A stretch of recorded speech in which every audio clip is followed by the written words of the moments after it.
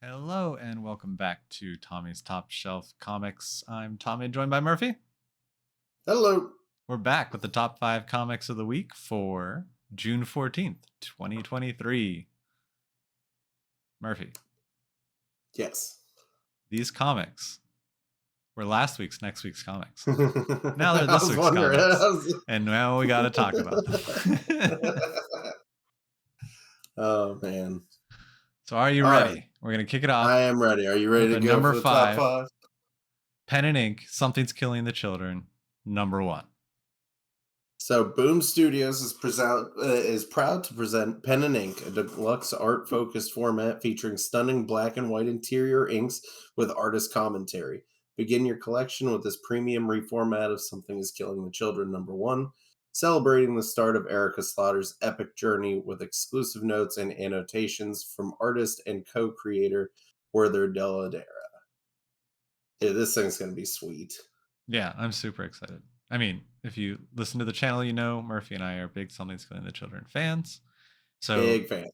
getting to see it in just the raw inks is super exciting, especially this book, because I think horror just lends itself to... Oh, yeah, to black and white. Yeah. I mean, Walking Dead is a prime example, right? And then the This will be exclusive my notes only and version of annotations. number 1. Only? Really? You didn't get the... Yep. I haven't bought it yet.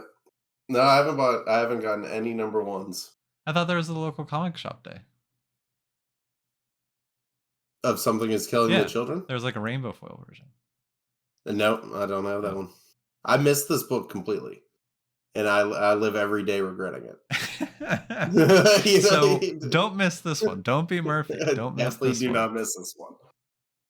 But moving on to our number 4 this week, we got Queen of Swords, a Barbaric story, number 1.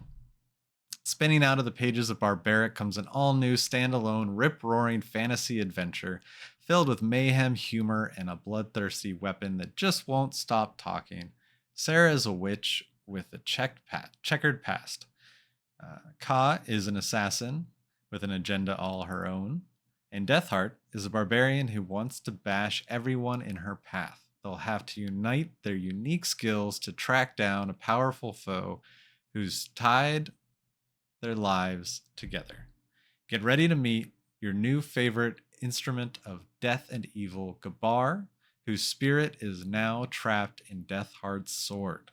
Discover the origin of the black magic that turned Soren into that tattooed witch she is today in this totally new story, the perfect place to step into the world of Barbaric for the first time. So there's been a bunch of Barbaric books that have come out. Right. This is a good jumping on point, I guess, because they called that out specifically. Instead of having the bloodthirsty axe, we have the bloodthirsty sword. Yeah, does it feel like a prequel type of thing? You know, like they're building the world more. Yeah, certainly they're building the world more, but I think it's more so, I bet you it's going to be a new story with flashbacks that explain those things. Yeah. But yeah, this one I have not kept up with at all. Barbaric's a ton of fun. What I like about it is they are kind of bite-sized pieces, and like you can read a volume and get a story. Yeah. I mean, I've meant to, and I've pulled a lot of it. But I fell off when they started doing so many one-shots. Yeah, they did do a lot of one-shots, but I got confused. I think I got confused. What was a one-shot? Yeah, of like what was ongoing and what wasn't. So that's on me though. Yes, but it sounds like a lot of fun. This is a series. It is fun. Do not give it to your kids, but it is fun. Moving on to our number 3 this week, Amazing Spider-Man number 27. So grief looms over Peter after last issue's shocking death. Still no spoilers. Spider-Man's villains are more than happy to keep him distracted. Your eyes don't deceive you. Dr. Octopus is back. Yes. So it's the first time we get Doc Ock back in a while in his true Doc Ock form. Yeah, like straight up being a villain, seemingly. Yeah. To Peter Parker. Because I mean, we could do a hour-long video on just what's happened to Doc Ock in the last like 10 what, 6 years? years, 6 to 10 years, Yeah. you know. Um, and now he's, they've messed with him a lot. Like in the Kindred event, they messed Mhm. with him. Like he's been in the Devil's Reign event, but now Mhm. he's officially just back as a bad guy. He's choking out Spider-Man. Perfect. Like back where you belong. And Black Cat. And Black Cat. So this one's gonna be pretty cool. I hope it brings things back down a little bit, Yeah. because especially with issue 25, um, or 26, it got real heavy. So Yeah. I'd like to get it back to a little bit more, straightforward Spidey stuff. That'll never happen. It'll never But happen. I moving know. on to our number 2 this week, we got Click Click Boom number 1. Meet Sprout, a mute assassin who communicates exclusively through Polaroid pictures, being raised by her doomsday prepping grandfather in the rolling hills of Idaho. Sprout has never been around other people, watched TV, or seen clothes outside of army fatigues. Now she's headed to the big lights of New York City to avenge her grandfather's murder. But will the city's mesmerizing glitz and glam help her succeed or be the death of her? Now, Murphy, this is an image number 1. Image number one. I feel She's like we got haven't had one in a while. I know it has been a while. It's been very Marvel DC focused. Well, this one seems pretty cool. And look, as somebody who was blinded by the lights of New York City recently, it's probably going to be the death of her. Or that's the story. It's That's just her true. in New York. Someone who's not used to all that, removed from modern society. That would be really interesting. But I Right. wonder how do you portray in comic book form speaking through Polaroids? I think the art should be really interesting on this one. Yeah, I mean, if you remove, like we talk about it anytime, it's like a silent Right, comic, like, and right. it's so focused on the art. Um, I'll be interested to see, like, if they're going to do it kind of like the cover, Yeah, or probably maybe even like big splash pages could be. with the Polaroid. But I'm definitely interested to see how they do that. Yeah, for sure. But moving on to our number 1, another image number 1, a It's a skybound number skybound 1. number one. What is in the top left corner there, Murphy? I That is an know, but I image feel like logo above the yeah, but look at skybound that logo. man underneath I know. it. He's reaching for the sky. So this one though is Robert Kirkman and Lorenzo Del Felici launch an all-new shared universe. War rages around the Sacred Ring, where the remnants of two worlds have collapsed around a black hole in a never-ending war.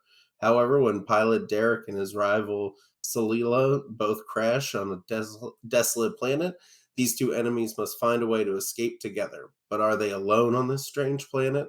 And what dark forces await that threaten the entire universe? So this one's pretty cool.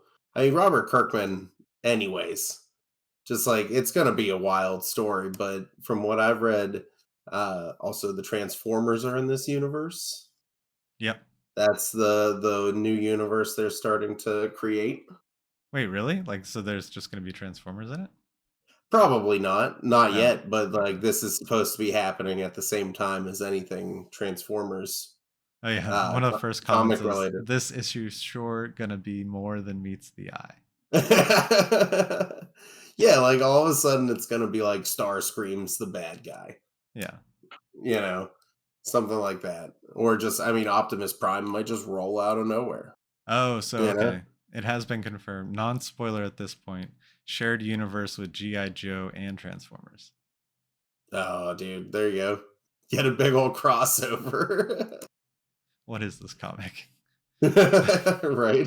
So it's the same creative team. It's Robert Kirkman. We all know him from The Walking Dead, but he also did Oblivion Song and a bunch of other things. Um, the artist Lorenzo Felici is the one who did Oblivion Song with Robert Kirkman. Mm. So I very much enjoyed their work together in Oblivion Song. So I'm very much hopeful that this will be a continuation of that. I mean, it looks cool. Yeah. The covers are pretty sweet. Oh yeah, And absolutely. uh, yeah, no, I'm excited for this one. I think Robert Kirkman always also kind of anything like in this realm, like you'd say like warring planets around a black hole. Like that's a cool sentence.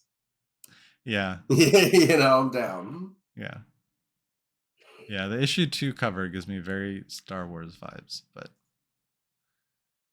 that's just me. Let me see it. Oh yeah, But you can also see the Transformers. I don't see the GI Joe, but we'll see. yeah. I guess that will come. I mean, if it's a new shared universe, they might not, It may, cross over yeah, anytime soon. it's true. True. Which, to be honest, that's okay. Yeah, yeah. They I can take like their time. knowing that they're out there, though. Yeah, it's neat. It's fun. Shared universes are fun. But cool. Anything else Yeah. you want to talk about before this week's comics or last week's comics and next week's comics or this week's comics?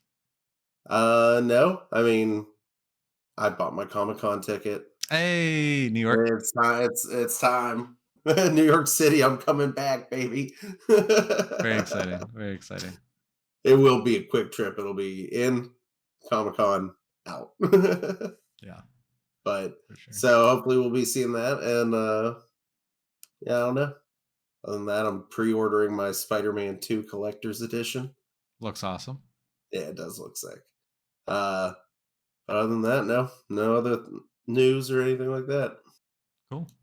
All right. Well, until this week's comics or last week's comics and next week's comics or this week's comics, we'll catch you guys later. Did you just slide a third one Yeah. in?